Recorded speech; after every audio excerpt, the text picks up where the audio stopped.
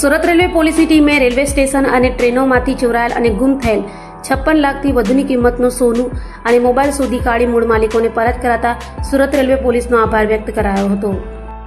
અધિક પોલીસ મહાનિદેશક railways કે.એન. Damor, police અધિક્ષક અભય સોની અને પોલીસ અધિક્ષક ડી.એચ. ગોરની સૂચનાને લઈ સુરત રેલવે પોલીસની ટીમ પીઆઈ જે.બી. મીઠાપરાના માર્ગદર્શન હેઠળ તપાસમાં હતી ત્યારે ચોરાયેલ 45 લાખની કિંમતની સોનાની 100 ગ્રામની 3 બિસ્કીટ તથા સિયેરા પોર્ટરની મદદથી ગુમ થયેલા અને ચોરાયેલા 11,99,000થી વધુની કિંમતના 67 મોબાઈલ મળી 56,99,000થી વધુનો મુદ્દામાલ શોધી કાઢ્યો હતો અને પોલીસ અધિક્ષક અભય સોની હસ્તક મૂળ માલિકોને પરત કરતા તેઓએ સુરત રેલવે પોલીસની પ્રશંસા કરી હતી. આજે સુરત રેલવે પોલીસ ડિવિઝન ખાતે તેરાતુષ્પ અર્પણનો કાર્યક્રમ રાખવામાં આવેલો છે. એમાં ગત માસ ચોરાયેલો 45 લાખ જેટલું મુદ્દામાલનું સોનું અને 67 જેટલા ફોન જેની કિંમત આશરે 12 લાખ થાય છે. ટોટલ 57 લાખ જેટલું મુદ્દામાલને આજે પરત કરી રહ્યા છે.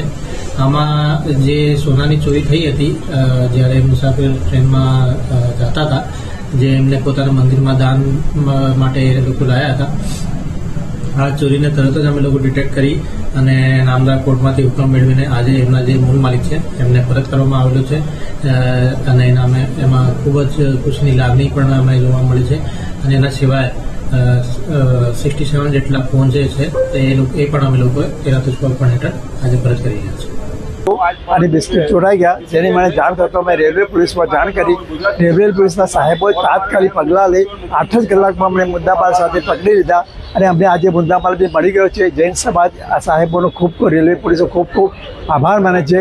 પોલીસે અમારા માટે જે કર્યું છે એ બહુ અલગ છે. કેટલો મુદ્દામાલ હતો? 45 લાખનો માલ હતો અને 3 બિસ્કીટ હતા, 300 ગ્રામ વજન હતું. આજે સુરત રેલવે પોલીસ ડિવિઝન ખાતે તેરાતુષ્પ અર્પણનો કાર્યક્રમ રાખવામાં આવેલો છે. એમાં ગત માસ ચોરાયેલો 45 લાખ જેટલું મુદ્દામાલનું સોનું અને 67 જેટલા ફોન જેની કિંમત આશરે 12 લાખ થાય છે. ટોટલ 57 લાખ જેટલું મુદ્દામાલને આજે પરત કરી રહ્યા છે.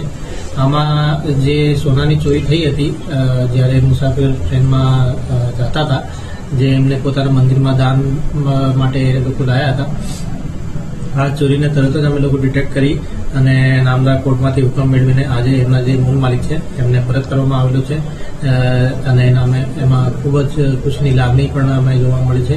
અને એના સિવાય 67 જેટલા ફોન જે છે એ પણ અમે લોકોએ તેરાતુષ્પ અર્પણ હેઠળ આજે પરત કરી રહ્યા છીએ.